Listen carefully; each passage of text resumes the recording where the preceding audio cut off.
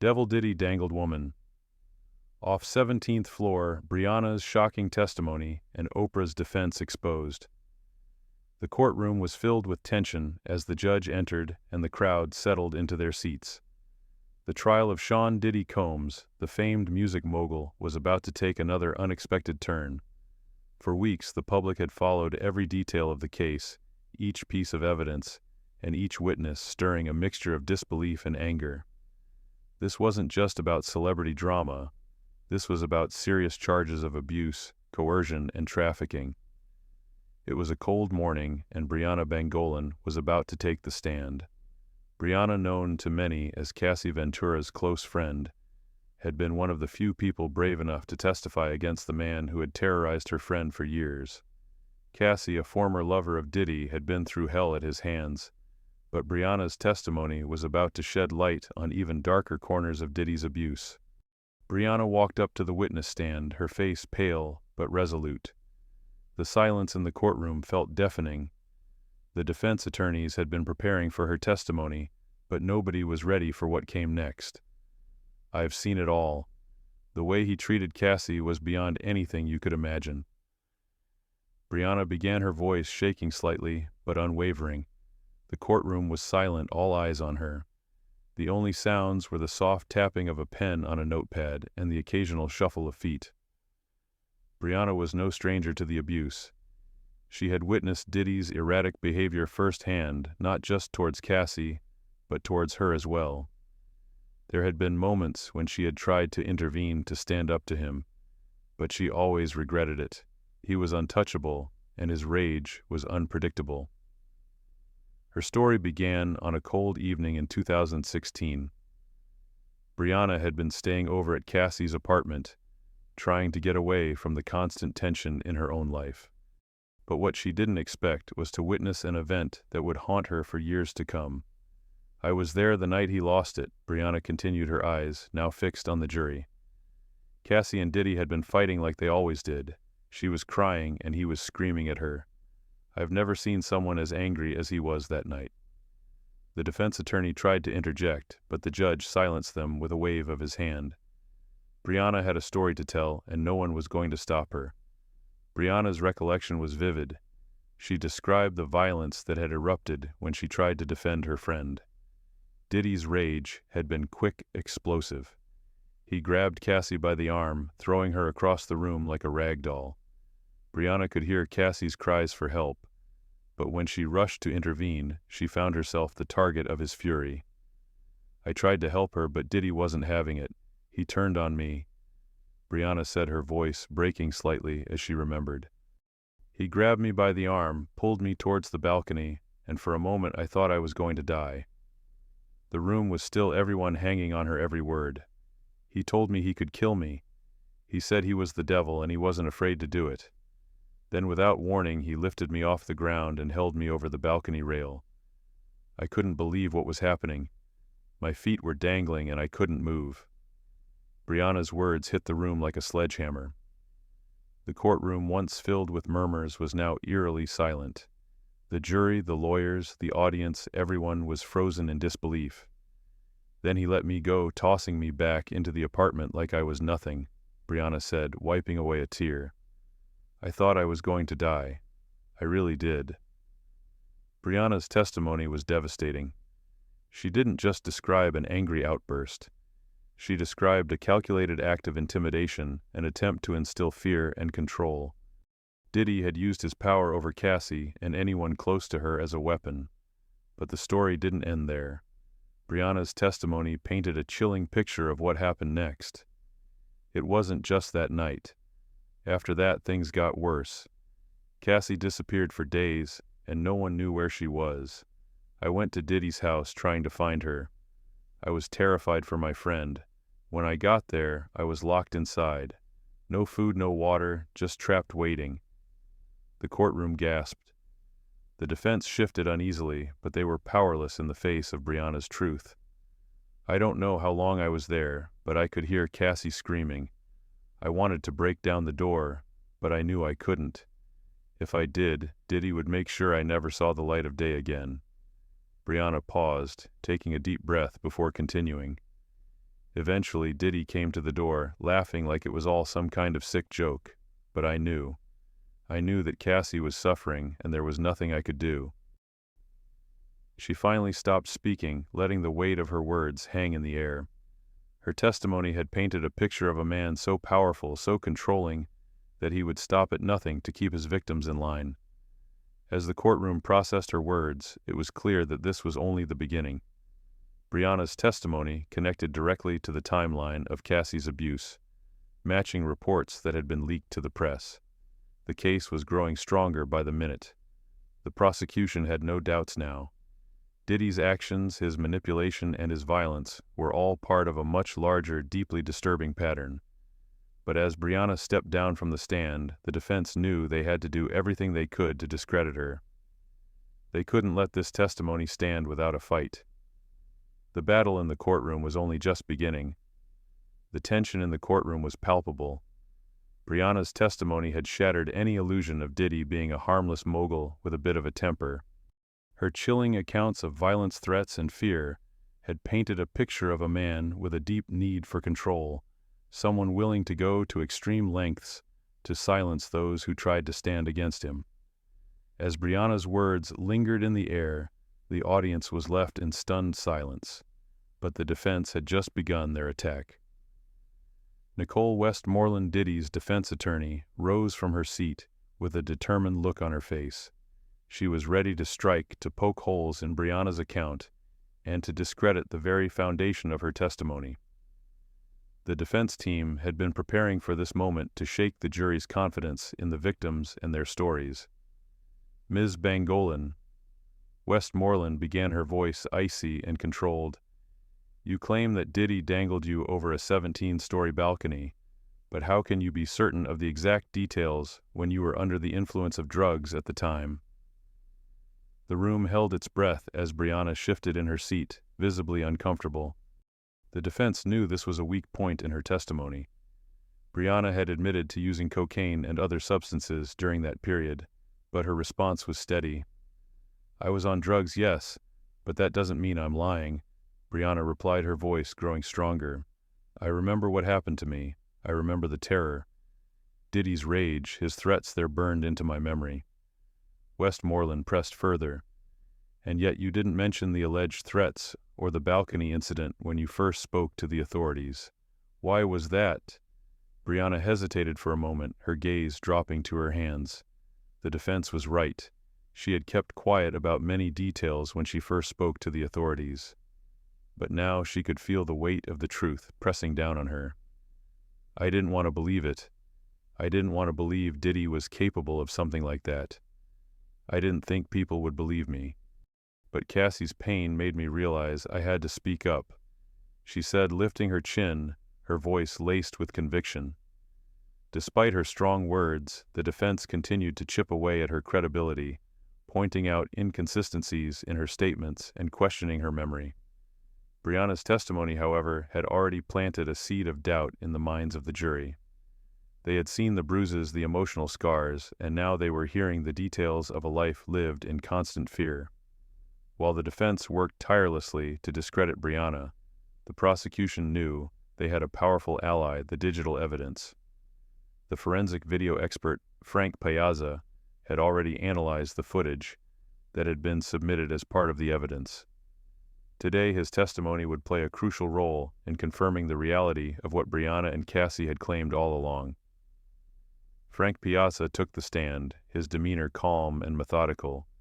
He was a professional in his field, a forensic video expert with over 25 years of experience.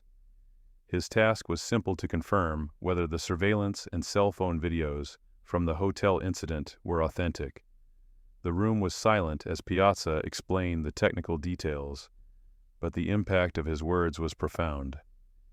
He confirmed that the video footage showing Diddy attacking Cassie was legitimate. The video, which had been captured by surveillance cameras and a cell phone, showed Diddy dragging Cassie through the hallway, kicking her and grabbing her by the hair. There was no doubt in Piazza's mind the footage had not been altered or tampered with. It was real. Briana's testimony, now backed by concrete evidence, had set the stage for what was to come next. As the video played in the courtroom, everyone saw the truth in undeniable clarity. Diddy's violent behavior wasn't just an isolated incident, it was part of a pattern of control abuse and manipulation. The defense tried to counter the video evidence, claiming the footage was taken out of context, but Piazza was firm in his assessment. There was no question about the authenticity of the video, and the jury was left to ponder the implications of what they had just witnessed. Diddy's actions were no longer rumors or accusations. They were captured on camera in real time. As the video footage ended, the courtroom fell silent once more. The defense, having failed to discredit Briana's testimony or the video evidence, was left with few options. But there was still one person who could sway the jury, one person who had the power to manipulate the public's perception: Oprah Winfrey. Oprah had been vocal in her support of Diddy, claiming that the public's perception of him was based on sensationalism and half-truths. She had even taken the stand earlier in the trial defending him and downplaying the seriousness of the charges. But now the prosecution was preparing to confront her directly. The courtroom buzzed with anticipation as the prosecution prepared to bring Oprah's statements into the spotlight. Her defense of Diddy, her claims that he was being unfairly targeted, would now be tested against the hard evidence of abuse. The prosecution was ready to challenge Oprah to force her to confront the reality of what Diddy had done. As the next witness took the stand, the tension in the courtroom reached its peak. The battle for truth had only just begun, and it was clear that Diddy's defense team was willing to fight dirty to protect their client. But with the digital evidence, Briana's testimony, and the mounting allegations against him, it was becoming increasingly difficult for anyone to deny the truth. For Cassie, Briana, and the other victims, this was a fight they couldn't afford to lose. The stakes were high, and the world was watching. The day began with an unexpected turn of events. As the court gathered, the prosecution had something significant to present: digital evidence that would make the defense squirm. Frank Piazza, the forensic video expert, had just wrapped up his testimony, confirming the authenticity of the videos that showed Diddy's violent behavior toward Cassie Ventura. But there was another bombshell the prosecution was preparing to drop. This time it wasn't about the videos, but the people involved in the cover-up, and none more prominent than Oprah Winfrey. Oprah had taken the stand earlier in the trial, defending Diddy with the kind of unwavering loyalty that only a close friend could offer. She dismissed the accusations as a product of the media circus, claiming that the man she knew was far from the monster the world was portraying him to be. But now the prosecution had one thing: Oprah could never escape the cold, hard facts. The media mogul had once been the voice of reason in the public eye, but her testimony in Diddy's defense was now under scrutiny. Oprah had claimed that the charges against Diddy were exaggerated, that the violent encounters were being manipulated by the press. But in light of the evidence, her testimony now seemed like a convenient narrative, one that overlooked the brutal reality. "Miss Winfrey," the prosecutor began, "you have positioned yourself as an ally of Mr. Combs. But what does it say about your judgment when you defend a man with a history of violent behavior? Do you believe that your wealth and influence are enough to shield him from the consequences of his actions?" Oprah's composure faltered slightly. She had been a witness in this case, but now she was part of the story. Her defense of Diddy had been clear, but the mounting evidence painted a different picture. "Mr. Combs has made mistakes," Oprah said, her voice steady, "but this is a far cry from the allegations against him." But the prosecution wasn't about to let her dodge responsibility. The courtroom was filled with tension as they dove deeper into Oprah's role in the narrative surrounding Diddy. The prosecutor highlighted her connections to Diddy and her public statements, defending him, questioning her motives. Was she truly unaware of the severity of the situation, or had she simply chosen to ignore it because of their personal connection? As Oprah continued to defend Diddy, the prosecution brought forward another piece of evidence: text messages between Diddy and his security team. These messages, found on his phone, showed Diddy checking up on Cassie during the alleged abuse. The texts revealed a pattern of control, a man using his wealth and resources to keep his victims isolated to silence them. It wasn't just about the violence. It was about the manipulation, the mind games. "Call me when she's awake," one message read. "Check if she's okay and make sure she doesn't speak to anyone about what happened." These texts provided a chilling glimpse into the mind of a man who believed he could get away with anything. But Oprah's unwavering defense of Diddy now seemed less like loyalty and more like denial. It was clear to the prosecution that Oprah had chosen to look the other way to protect the man who had helped her build her empire, even at the expense of truth. As the courtroom sat in stunned silence, Briana Bangolan took the stand again. This time she would testify about the physical and emotional abuse she had witnessed and suffered at the hands of Diddy. Briana's earlier testimony had been chilling, but now she was back to share more details that had been buried for far too long. "I saw it with my own eyes," Briana said, her voice trembling slightly. "Diddy didn't just hurt Cassie, he hurt me too. And I'm not going to let him get away with it. Not anymore."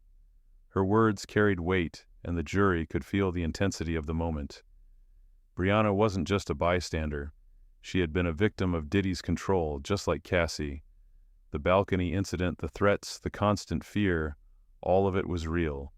And now the world was finally starting to see it for what it was, a systematic pattern of abuse, enabled by the people around him. As Briana recounted the night she had been dangled over the balcony by Diddy, the jury could see the fear in her eyes. She had been terrified for her life, and yet she had never fully spoken about it until now. The pieces were falling into place. Diddy was no longer just a powerful mogul.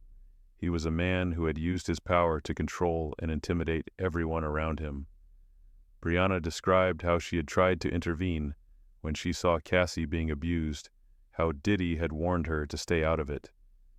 "You don't know what you're messing with," he had said. "Stay away from her, or I'll make you regret it." So, the defense attempted to cast doubt on Briana's credibility, suggesting that her memory was clouded by her drug use.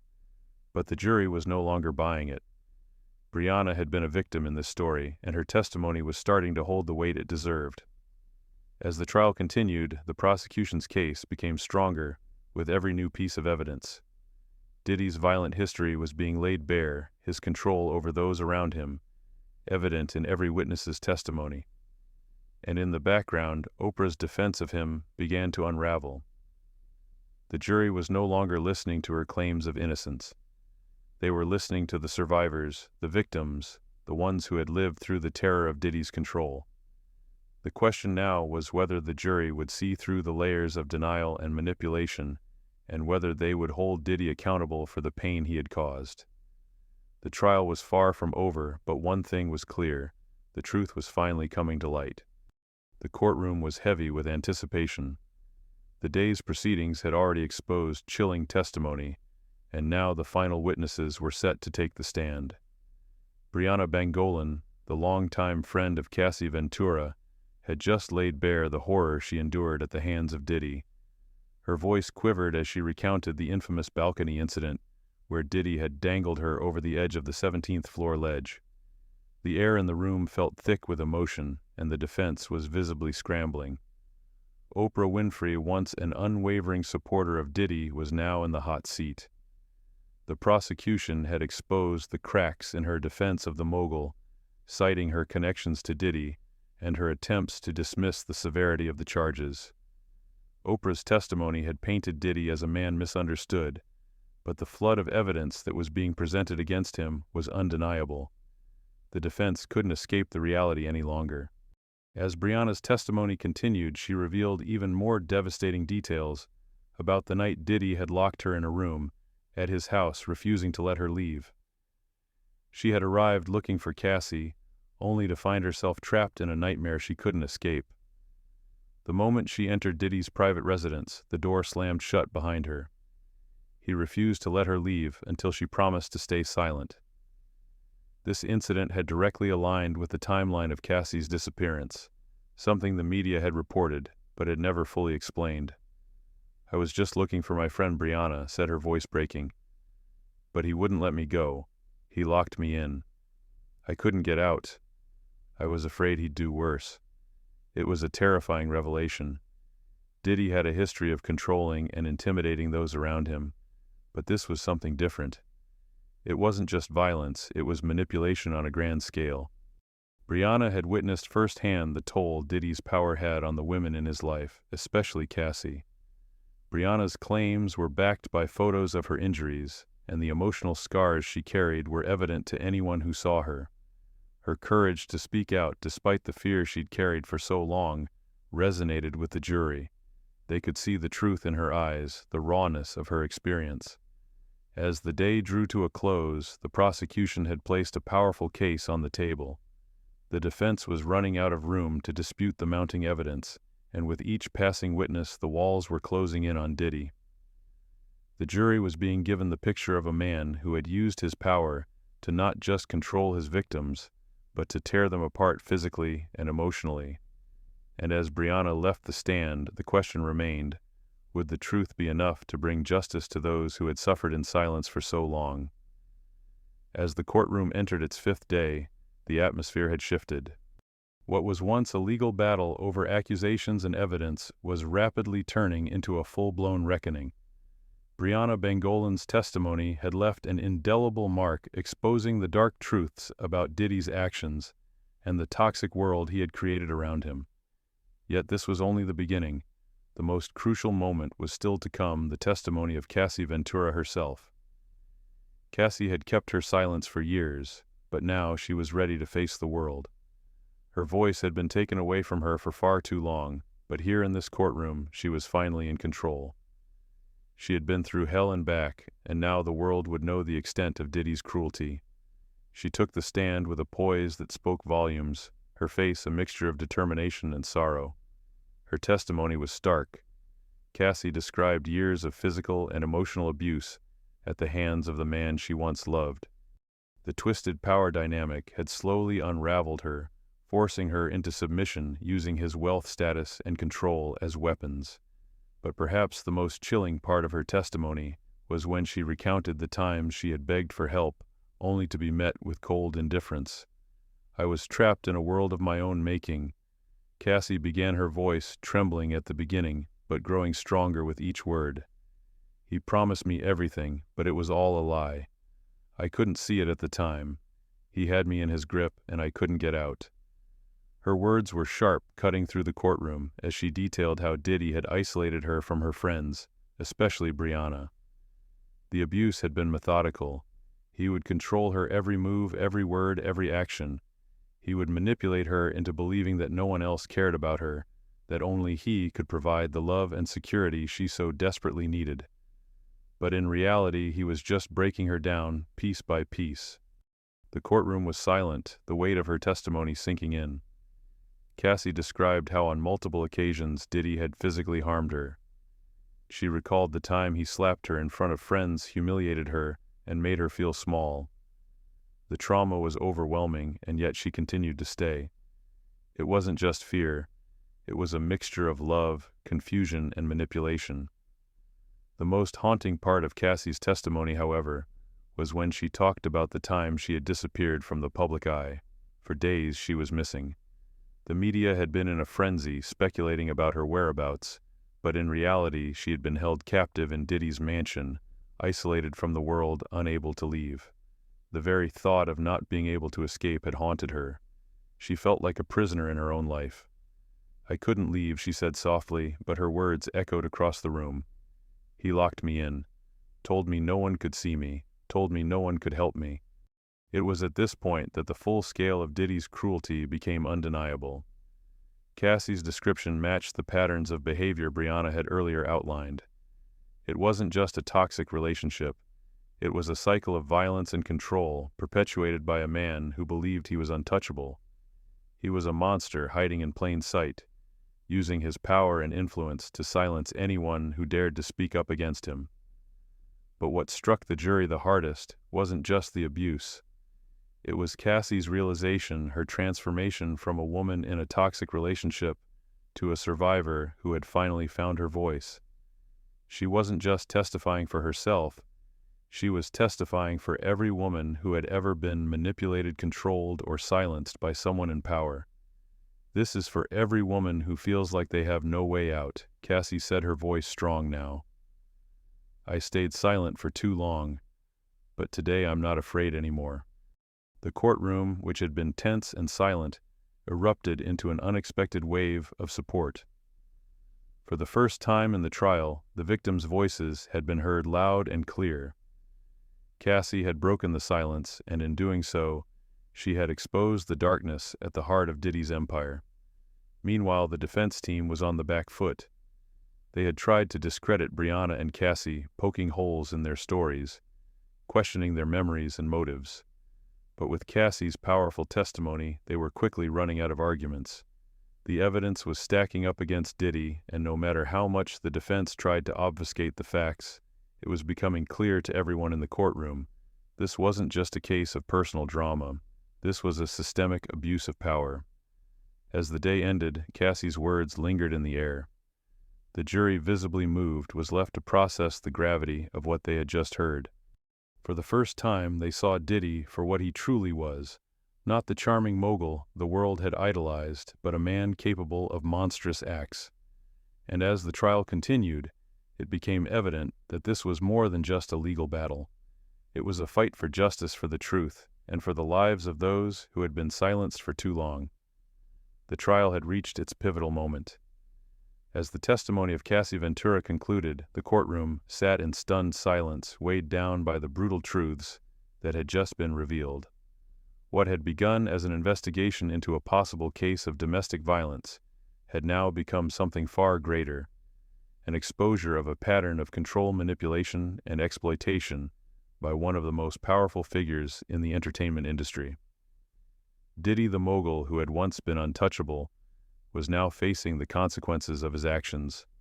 With Cassie's testimony in the rear view, the prosecution brought in another key witness, Jane Doe, the second alleged victim in this case. Though her identity had been protected for obvious reasons, her story was just as harrowing. She was the embodiment of the crimes the prosecution had been laying out over the course of the trial. Her testimony was raw, powerful, and difficult to ignore. Jane had been another of Diddy's victims, but unlike Cassie, she had been brought into the web much earlier. She described how Diddy had initially seduced her with promises of fame and wealth, how he had manipulated her into believing that she was the key to his empire, and how once he had her under his control, he used her as little more than an object for his own desires. The same tactics, the same strategies he had used to control Cassie had been employed on Jane. Her testimony mirrored the stories of countless women trapped in abusive relationships, the gaslighting, the emotional manipulation, and eventually the physical violence. Jane described how Diddy would become enraged, without warning how he would fly into rages that left her terrified and paralyzed. She recounted instances of verbal abuse, physical intimidation, and coercion details that were so similar to Cassie's experiences that the jury could no longer deny the pattern. But it wasn't just the abuse Jane endured at the hands of Diddy that was unsettling. It was the way he used his power and influence to shield himself from the law, to manipulate people into silence, and to create an environment where women felt they had no other option but to comply. She explained how over the years she had been drawn into the world of sex trafficking, not because she wanted to be, but because she had been systematically groomed and coerced into it. At one point during her testimony, Jane described a specific incident that sent shivers down the spines of everyone in the courtroom. She had been at one of Diddy's lavish parties, surrounded by celebrities, high-profile figures, and powerful business people. It was there that she realized the full extent of Diddy's control. He didn't just use his bodyguards and assistants to keep tabs on her. He used his entire empire to trap her, keeping her in a gilded cage where the lines between love, money, and power blurred. I didn't know who I was anymore. Jane confessed, her voice trembling. I didn't know if I was a person or just an object, someone he could dispose of at any time. That's the thing about people like him. They don't just hurt you, they make you feel like you deserve it. As Jane's testimony concluded, the room was heavy with emotion. The jury had heard from two survivors now, both of whom had given heartbreaking accounts of how Diddy had used his wealth and power to exploit them. There was no denying the evidence any longer. Diddy's empire wasn't just built on music and fashion, it was built on a system of control abuse and exploitation.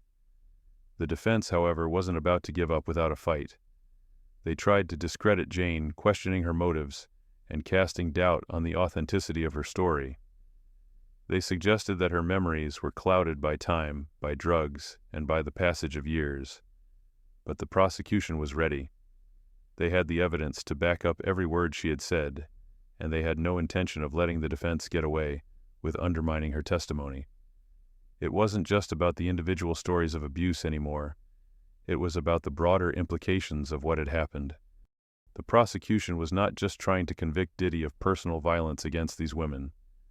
They were trying to shine a light on the systemic abuse that was allowed to fester in the entertainment industry, unchecked and ignored for years.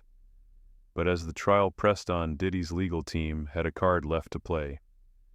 They brought in a character witness, a woman who had worked closely with Diddy for years, and who was prepared to testify about his generosity, his philanthropy, and his supposedly good nature. The defense attempted to create a portrait of Diddy as a misunderstood man, a businessman, who had been caught up in a messy situation. They argued that the accusations against him were exaggerated, that he was a victim of opportunistic women trying to profit off his success. It was a last-ditch effort, a desperate attempt to salvage his reputation, but the damage was done. The prosecution had already laid the foundation, and the defense's character witness only served to highlight the vast chasm between the public persona Diddy had carefully curated and the man who had allegedly perpetrated these heinous acts. In the final moments of the trial, both sides made their closing arguments. The prosecution, having presented a compelling case, reminded the jury of the women who had bravely stepped forward to share their stories.